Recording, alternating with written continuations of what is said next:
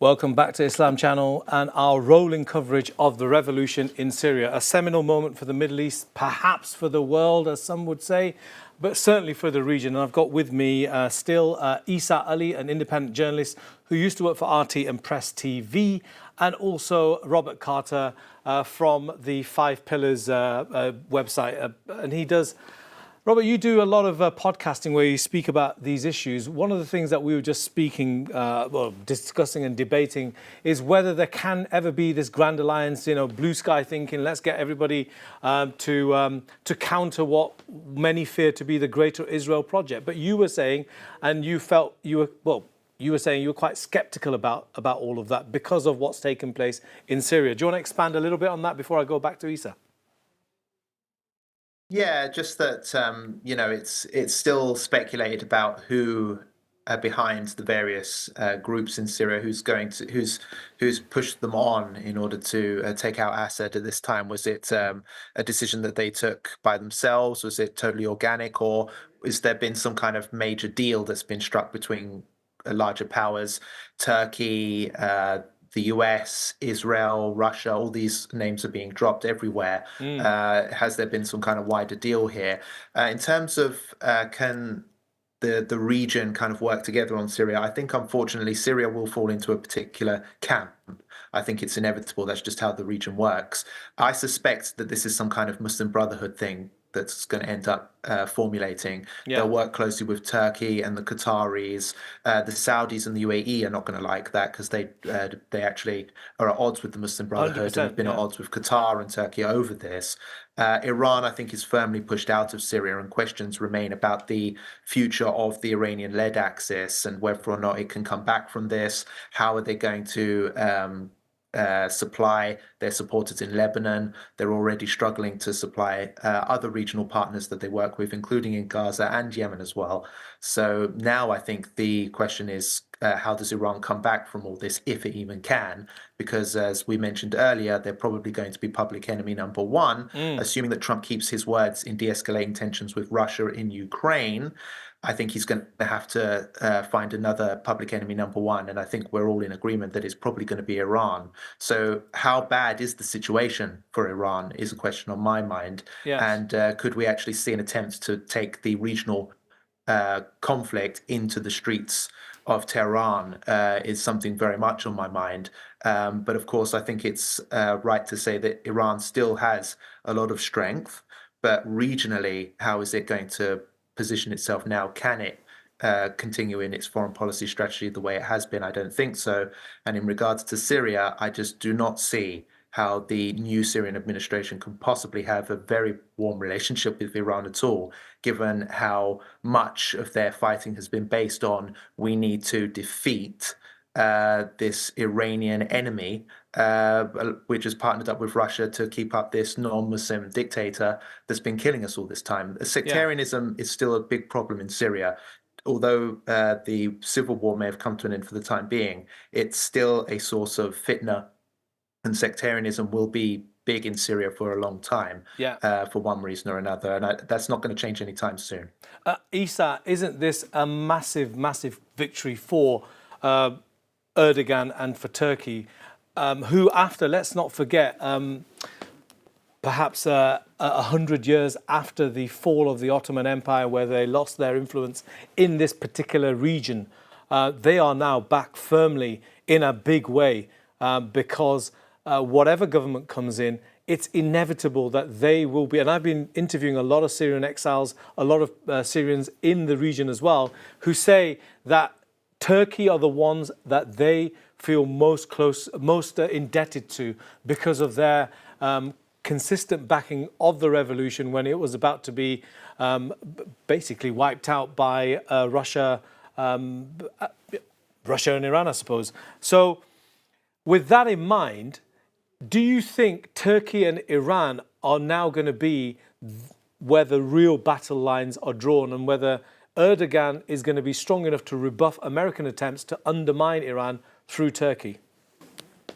Again, I don't want to hammer on this point too much, but it's like politics is all pragmatism. Today, Iran and Turkey signed a $30 billion trade deal with each other, right? So yeah, they have their rivalries and stuff. but there are also areas of interest. Both countries are not going to want to see, for example, the establishment of a Kurdish state in Yes. Syria, because that's going to affect both of them. It's going to affect Iraq.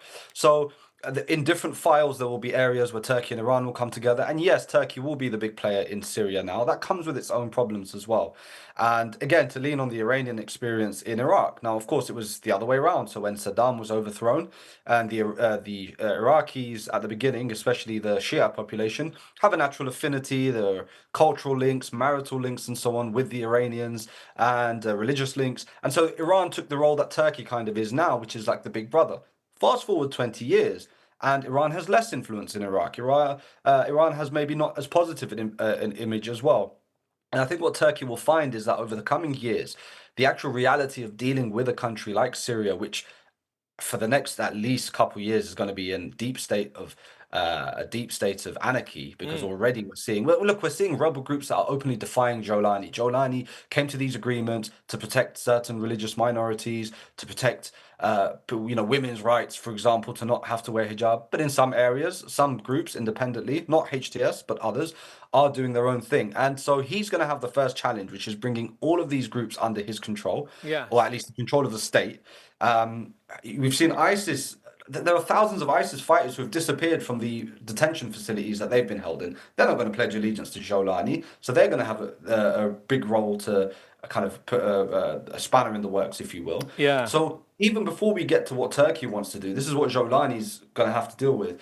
And then if we want to look at what Erdogan wants, he's going to have all of this on his doorstep. Yes, he will have huge influence in whatever government takes place in Damascus going forward, but it comes with its own challenges. As the Iranians learned in Iraq the hard way, you had these anti-Iranian protests funded by the American embassy and supported by the American embassy in Baghdad. Yes. Many of the people on those protests were Shia, albeit more secular liberal Shias, but they were Shias who said, no, we identify more as nationalists first. We want Iran out of Iraq. I mean, there is no Iranian occupation, but as in we want the Iranian influence out.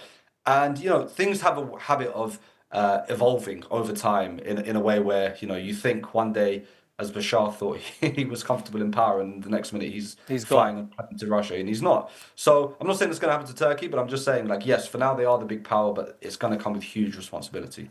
Robert, many people have differing views, and this is my last question on the Iranian issue, to you two at least. A lot of people in the Sunni Muslim world have very, very divergent views about Iran.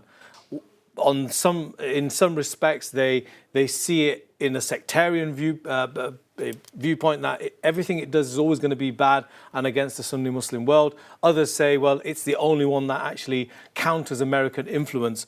Where does the truth lie, Robert, in all of this? Yeah, I think that, there are people who look upon Iran in a sectarian lens purely. And I think it's unwise to do that. I don't see any benefit in it for anyone really, including the Palestinians.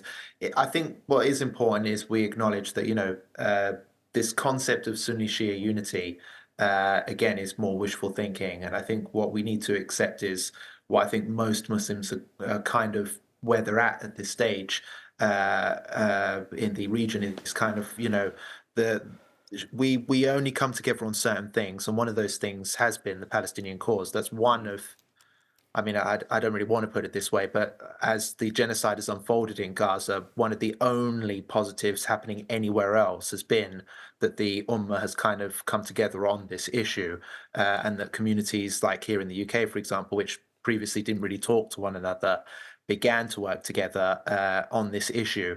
That's the real ultimate goal here. And one way or another, if it means, okay, Iran focuses on Iran and, Syria focuses on Syria, then so be it.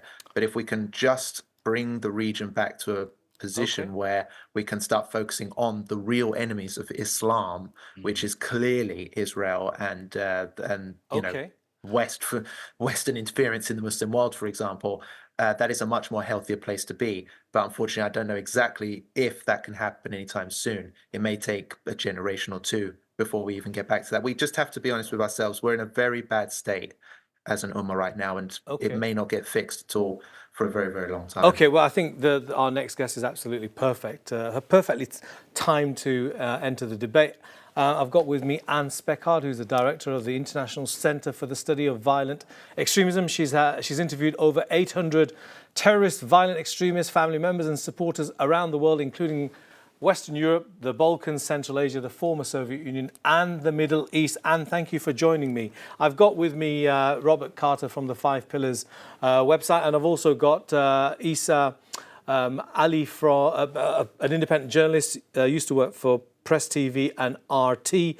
And we've been discussing Iran at length, and its undoubtedly diminishing influence in Syria. Well, it's gone now because of what's taken place. Let's talk about that in particular, and also the fact that Russia's had a big beating here as well. It's had to retreat, and it's at the mercy of the Syrians whether their assets in the Middle East are going to be secured. Is that pivotal, in your view, in terms of what takes place next, vis-a-vis the Palestinian question as well? Well, it's really interesting, and bravo to the Syrians that they won their freedom and won it without even having to turn to any other great power to help them win it for themselves. And I guess I would take on the previous comment about who's the enemies of Islam, because my understanding of Islam, I'm Christian, but my understanding is the people get to decide who rules them, and they look for the righteous leader. And we're seeing that finally in Syria. And I think the West is super supportive of that. And, for me, that's following the whole idea of Islam, that you don't have a dictator, you don't have an apostate ruler, you have someone that the people themselves chose. And it's not probably going to be an Islamic State. I don't think Jolani is trying to set up an Islamic State. And what I hear from the Sunni scholars that ran away during all the conflicts, this 10 years that the people have been longing to stand up to Assad's government and overthrow it, the ones that are coming back are saying, no, don't set up an Islamic State because it's too soon and you don't understand the difference between Sharia and jurisprudence. And, we already saw that with ISIS, with, claiming to follow Sharia, but doing it in the most brutal way possible. And not and imposing themselves upon the people versus what Islam teaches of you find the righteous leader and you swear your allegiance to him. Yeah, but I think you've interpreted it absolutely. Robert, she's got a point, hasn't she? This is about finding just rulers. I'll come back to you, Eisa, but I want Robert to quickly answer that because he made the point which Anne referred to. Well, I think no one in the Muslim world is under any mistake here that America is no friend of the Muslim world, really. The US has obviously wanted regime change in Syria because it has a colonialist project going on in Arab Muslim Palestinian land. And the fact is that the Iranian axis has been fighting against that. So, the US has multiple reasons why it would back regime change in Syria. And I think that one of the negatives of the Syrian position is that they've been stuck between, well, we need to get rid of this nasty tyrant and a dictator, but unfortunately, we're ended up being backed by foreign countries like the US that has kind of poisoned what was probably a peaceful initial uprising during the Arab Spring and has decided, here's a beautiful opportunity we have to get another Arab country to destroy itself. So let's send in loads of guns and some crazy radicals as well, perhaps on CIA payroll to upset and destroy things there. Daesh, for example, is not an Islamic organization. It's an un-Islamic death cult, which appears to be what a white man's interpretation of what Islam is all about, an Islamophobe white man's interpretation of what an Islamic group would be. It's just a caricature. It's killed more Muslims than it has anyone else. And there's a massive conspiracy theory, which is widely believed, that ISIS is a CIA-created organization. It's not an Islamic Muslim movement. This is something from the West. So, Robert, I'm going to just jump. With all due respect, don't talk to me about what Islam teaches about who the enemies of Islam is, because I know pretty well that the enemies of Islam is Israel, Zionism, and Western intelligence. Okay, Absolutely. Robert, There's no dispute about that among any Muslim, Robert, any I'll Arab. pause you there. Just to Anyone pause. who loves their country in the Middle East is never going to accept that. Okay, Robert, very passionately made. Pause you there. I'm going to come back to you. And I need to go to Eisa, but I think I just want you to respond to that. Doesn't Robert have a point? Because so many Muslims across the Middle East... No, he does not. If you hear my question, because so many Muslims across the Middle East feel this way. They feel that the problem in the Middle East is... Obviously, dictatorship is a massive problem. Gulf monarchies, monarchism itself is a massive problem. But the biggest problem has been Western interference in the Middle East. More lately, with the creation of the State of Israel. What do you say to that particular charge? Okay, well, let's look at the Syrian uprising. When the Syrians were rising up against Assad, it was peaceful at first, and many actors came in after Assad fired on his Americans own did first. people. No, we were not the first. The Jordanians were in there. There were plenty of Muslims coming in, jihadists from all over the world.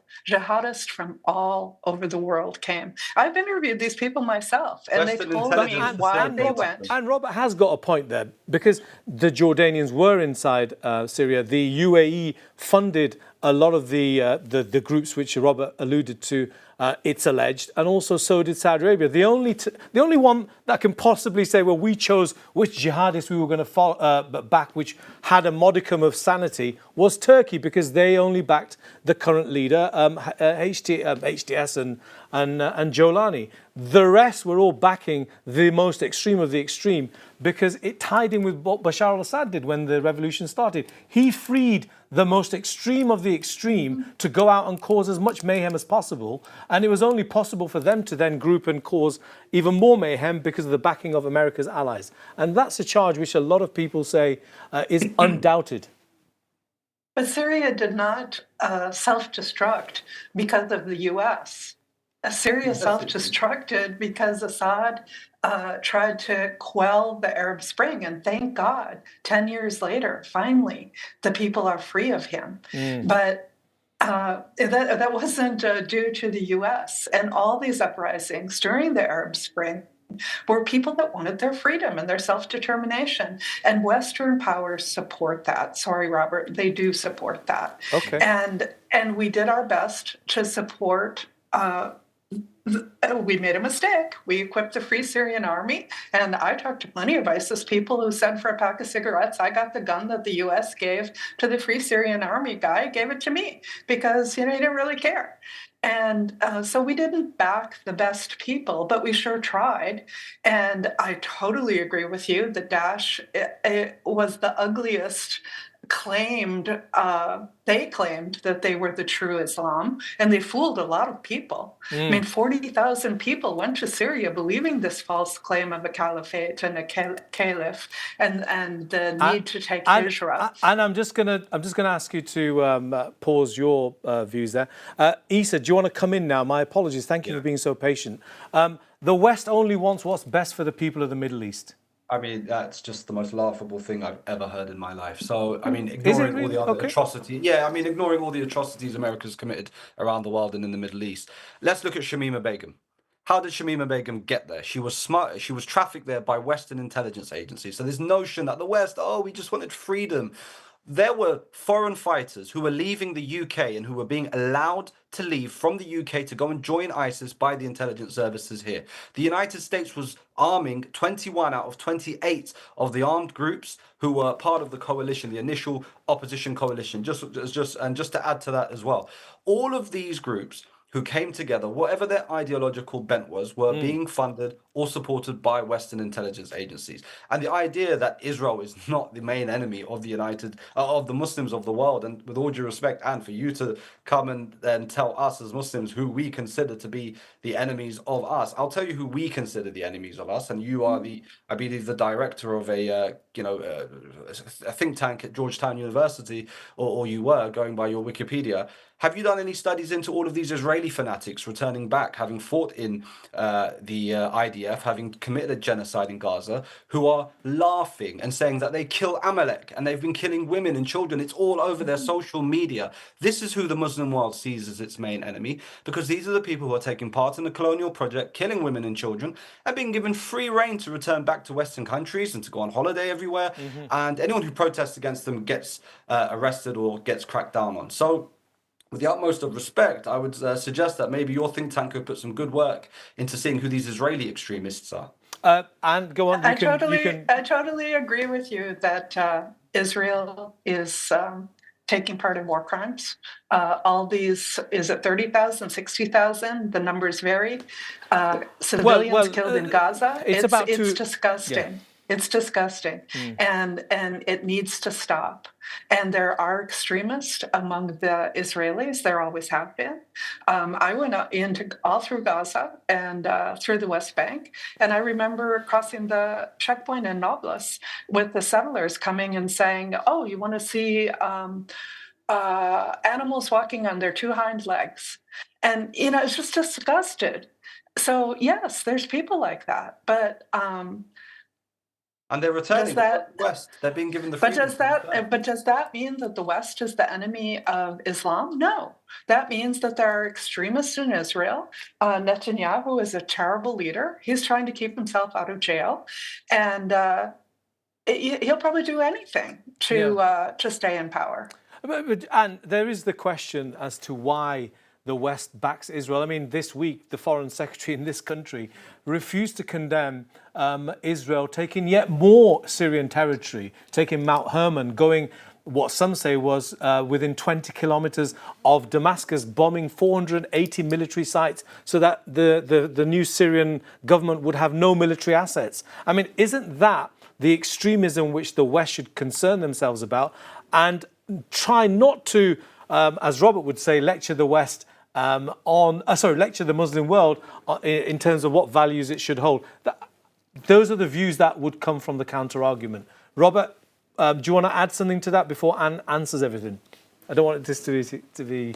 Yeah, sure. I think basically, the Syrians need to decide what they want for Syria, obviously. But the fact is that there are many in the West which are onlooking now saying, well, we don't want them to establish Sharia or some kind of Islamic emirate, for example. Well, the fact of the matter is that Islam and Islamic rule is not the issue here. It's not the issue for Syrians. It's not the issue for the Muslim world. It's about, are these guys that are taking over Syria, they compromised by Western intelligence, for example? Are they going to normalize with Israel? Or are they part of some kind of partition plan of Syria? Or are they actually going to rule justly and take care of the Syrian people and make that a strong Arab, Muslim, Islamic country as it has been traditionally, and help to, kind of bring self-rule back to Syria? That's the question on people's minds, and we wait to see how things will turn out in that sense. But again, it's this case that the Muslim world needs to get its affairs in order here, and this is something which the Syrian people are going to want to happen now. But what Syria does not need is Orientalists from the West dictating to them what they should and shouldn't be doing, how they should be governing themselves. Hopefully, it won't turn out to be that I think case. to be fair to Robert, Islamic rule, if it returns to Syria, Muslims everywhere are hoping and praying for that. The real Islam, not Daesh and the CIA-backed interpretation of what Islamic rule is, but real Islam, a just, fair Muslim system of governance which takes care of its citizens. Robert, that's what we need. To be fair to Anne, I think she did talk about Muslims choosing a just leader. So I think perhaps there's some agreement on for all of us. Look, I'm afraid we're going to have to go to a break, and I want you to stay behind because obviously you've just come on. There's some issues that I want to discuss with you. To Robert, thank you so much for joining us. All the best of luck. And I think you're obviously touring the country. Thank you, Robert. I like what you just said. It's absolutely right. Thank you. Yeah, and to you, Eisa, I don't know whether you'll stay behind, but look, folks, don't go away. We've had a riveting debate so far. We're going to continue all the way up to 7 o'clock just after this break, and I'll see you very, very shortly.